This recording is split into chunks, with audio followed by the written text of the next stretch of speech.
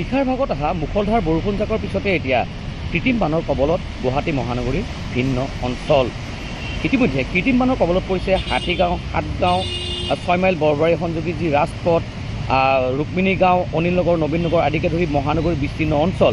আৰু এই মুহূৰ্তত মই উপস্থিত আছোঁ মহানগৰীৰ সদাব্যস্ত যি বৰবাৰী আৰু 6 মাইল সংযোগী ৰাজপথত। আৰু বৰবাৰী 6 মাইল সংযোগী ৰাজপথৰ মই দৃশ্যসমূহ দেখুৱাইছোঁ নিউজ 18 অসম নিউজৰ দৰ্শকসকলক।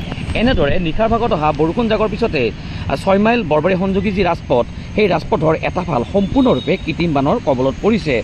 আৰু আন এটা ফালেও কৃত্ৰিম বানৰ কবলত পৰিছে যদিও কৃত্ৰিম বান কিছু পৰিমাণে কম হোৱাৰ বাবে সেইফালেৰে দুইফালৰ যান বাহনসমূহ অহা যোৱা কৰিবলগীয়া হৈছে। ক'ব লাগিব যে এটা ফালেৰে যিহেতুকে দুইফালৰ যান বাহনসমূহ অহা যোৱা কৰিছে, গতিকে বিপদসংকুলভাৱে লোকসকল অহা যোৱা কৰিবলগীয়া হৈছে। স্কুল কলেজলৈ যোৱা ছাত্ৰ ছাত্ৰীসকলে তেওঁলোকে বিপদসংকুলভাৱে তেওঁলোকে স্কুললৈ যাবলগীয়া হৈছে, কলেজলৈ যাবলগীয়া হৈছে। আৰু ক'ব লাগিব যে কৃত্ৰিম বানৰ বাবে ইতিমধ্যে মহানগৰীৰ দুখনকৈ ব্যক্তিগত খণ্ডৰ আগশাৰীৰ বিদ্যালয়, হাতীগাঁও লিটিল ফ্লাৱাৰ স্কুল আৰু সাতগাঁৱৰ যি SFS স্কুল, এই দুখন স্কুলে কিন্তু কৃত্ৰিম বানৰ বাবে তেওঁলোকে পাঠদান ব্যাহত ৰাখিবলগীয়া হৈছে, তেওঁলোকে বন্ধ ঘোষণা কৰিবলগীয়া হৈছে।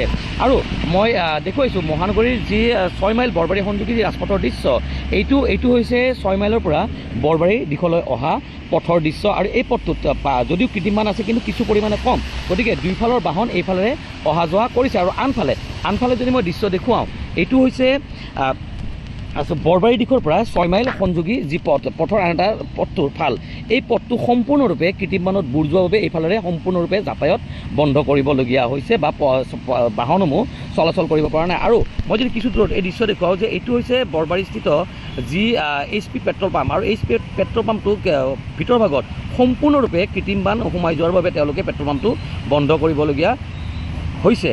আৰু এয়া দৃশ্য হৈছে বৰবাৰী 6 মাইল সংযোগী ৰাজপথৰ যি HP পেট্ৰল পাম্পৰ দৃশ্য। আৰু এনেদৰে কৃত্ৰিম বানৰ বাবে সাধাৰণ লোকৰ যি জীৱন যাত্ৰা, সেই জীৱন যাত্ৰা ব্যাহত হৈছে।